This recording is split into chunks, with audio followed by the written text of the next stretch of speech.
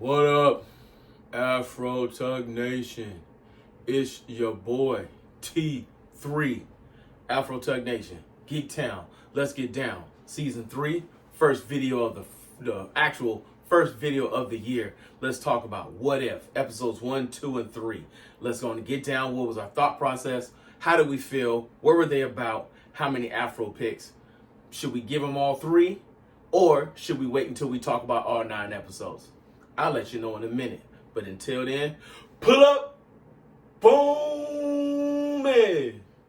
I used to be so beautiful, now look at me. My actions are unbeautiful, it's clear to see. Come on and step out of the cage, turn a chapter, turn the page. Yo, welcome to season 3 of Afro Tug Nation, my friends. It's your boy. Let's go ahead and get down on the get down. Let's talk about what we do, because what we do is fun between me and you. Yes. So, episode 1, What If? You know, we had the whole thing just dropped. We talked about it yesterday. The whole thing dropped at one particular time, so you can binge watch it at any time. So, episodes 1, 2, and 3. Episode 1 is, What If Nebula joined the Nova Corps? So just a quick synopsis of what happened in this particular universe. In this universe, Ronan turns on Thanos, destroys Thanos, and in doing so, goes to destroy all of what Thanos had created. Well, by doing that as well, he's killed everybody, including and thinking he killed Nebula, leaving her for dead, leaving Nova Corps to having to find Nebula in space and bringing her in. The president of Nova Corps recruited her, repaired her, and put her in the Nebula police. Well, by doing that, made Nebula a part of the Nova family. Well, Ronan, of course, if you remember the first Guardians of the Galaxy movie, was trying to conquer Nova Corps.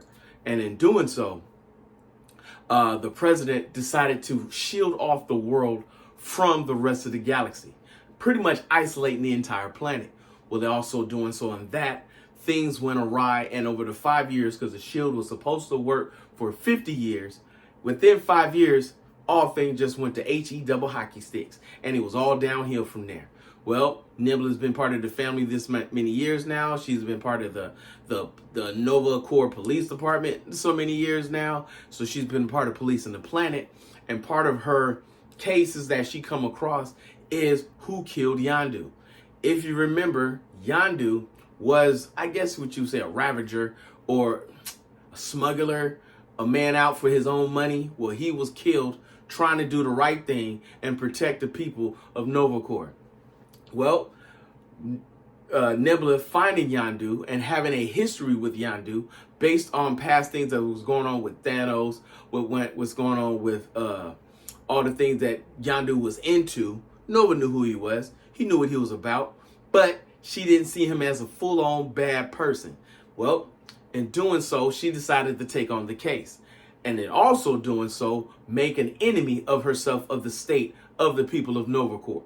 Because the president of Nova Corps actually wanted to turn the planet back over to Ronan because she couldn't handle the planet being isolated no more with all the corruption. And apparently she was going to get rich along the way. Well, things went awry. Everything went crazy. Nova did her thing. Nova got hurt. Nova puts on Yondu's mohawk. Nebula puts on the mohawk. She controls the whistle. She blows everything out into the sky and teams up with Howard the Duck, which I feel we're going to get a live action Howard the Duck pretty soon. He's shown up at the ending credits of Guardians of the Galaxy. This is the second time we've seen him in an animated portion with the What If or what other connecting series that they've had him with at this particular time. So that team up with Howard the Duck being a casino owner and being an all-out crazy duck that he is, there we are with the episode 1. Nebula joining the Nova Corps automatically jumped up Nebula's good art, because it took a couple movies before Nebula became an all-around decent person. Where here, it took the destruction of Thanos, her being brought on upon with Nova Corps, and her finally coming to a redemption arc to where she becomes like a guardian of the galaxy, but the new president of the planet of Nova. So that is going to be an interesting piece. Maybe they'll discuss it, what goes in further into what happened with the planet and with the people and how she became such a great leader, or everything went all to HE double hockey sticks. Either way, it was the What If episode 1 on that piece. Second episode was What If Peter Quill fought Earth's mightiest heroes? Well, in this particular one, Yondu actually took Peter Quill to his celestial father instead of raising him on his own. Well, by doing so, his father was able to manipulate Peter Quill before Peter Quill becomes Star-Lord and grows up and become part of the Ravengers and comes back to Earth to go ahead and start the seed that is supposed to overtake the planet. Well, this is the 1980s. So you have Hank Pym, the original Ant-Man. You have T'Chaka, the Black Panther before Prince T'Challa. And then you also get Howard Stark, and you get Peggy Carter, as well as a couple other cast members from the Ant-Man era. Thor shows up. It's the 80s. Thor is still serious. He doesn't know how to loosen up. Actually, I like serious Thor more than comedy Thor, but we'll discuss that on a different day. So, on this particular version, the Avengers, which is the 1980s version of the Avengers, come together to come fight Peter Quill, which eventually Peter Quill ends up joining the Avengers to take on his father, because his father wants to create the entire galaxy in his own image and just spread himself around. Take that how you want it, disgusted or intrigued, however you may see it. I'm just saying that's what the man is trying to do. Okay, well, with that in mind, Peter Quill mainly comes back to Earth because he still remembers his mother and all the things that she did for him and all the rest of the stuff. He doesn't want to be bad. And so this particular episode, it was a pretty good episode. You got to see the powers of Peter Quill if he had honestly trained with his father and allowed his father to manipulate him over the few months, because it was only 6 months from his kidnapping to his father to back to Earth in that time frame in which happens. This is Peggy Carter, that is before Captain Carter, because she had not done the whole super soldier serum thing and everything else. You even got a surprise appearance from the Winter Soldier, because remember, he was around when Captain America first came around, and they kept putting him in an ISIS state. And with that being said, he was able to hop from timeline to timeline and doing his thing. His arc began to be a better person, starts early too, just like Nebula in episode 1. Then you had the Christmas episode, episode 3. What if Happy Hogan saved Christmas? Well, this is during the time to where all the Avengers are still around. Tony Stark is still doing his thing. Captain America. This is during the time of the first Avengers, the first original group. They're all getting ready to do a Christmas party. And of course, Justin Hammer comes in and tries to wreck the party.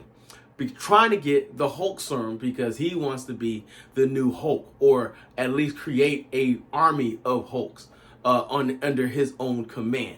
Well, Justin Hammer, being the idiot that he is, breaks into Tony Stark's area and tries to do all the calamity that he does. And Happy Hogan accidentally injects himself with the blood of, I want to say, She-Hulk, because that's the blood that was originally gotten from the She-Hulk series. Now, how Tony has it, they never explained it, but that's why this is What If, and in this universe, this is what goes down. I want to say, matter of fact, they did explain it, that when Hulk was trying to learn to control himself, that's how the Tony Stark got that blood, because him and Banner came together to try to mind meld the two beings together, which is why you have the Hulk who talks normally and still has all the strength and abilities of the Hulk. But that's not what this episode is about. This is your Christmas episode. This is Happy Hogan becoming a version of the Hulk, or his version of a purple-like Hulk, which was kind of weird, but, you know, it is what it is. And all the little calamity and shows and everything else that goes with it. Of course, Justin Hammer is defeated in the end. The team comes together. They finally get Happy to calm down long enough to regroup and gather himself back together. They never showed about him being cured, but this was pretty much their Christmas special, since they came out a little bit after Christmas when they dropped, so they had to at least do a little ho ho ho and a Merry Christmas and an all good night kind of an episode. So it was just a fun episode to get along with, something to laugh, something to cry, something to be like, oh. But you know, that's what it is with on that piece. So this is where we are. Those are the first 3 episodes. Those are the 3 that we came with. You know, I've decided to wait on my Afro picks until all 9 episodes have been discussed and talked about, and then we can move on to the next. So this is all what if. What if Nebula had joined Nova Corps and started her arc to be a better person in the beginning? What if Peter Quill had fought Earth's Mightiest Heroes, him not becoming Star-Lord, but actually joining the Avengers and the Thor and the team in the 1980s to grow up that particular way and then become Star-Lord? And what if Happy Hogan has saved Christmas? All different universes, all different galaxies, all being differently narrated, everything leading to a finale. So that's where we're at, and that's how we're getting down. So what is tomorrow? The next 3 episodes of What If. What were they about? What went on? How it went about? And then, as we're waiting for those 3 episodes to drop, comment.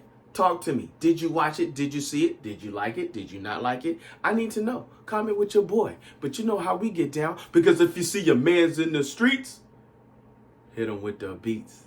And hit them with a jingle jangle, baby. Jingle jangle.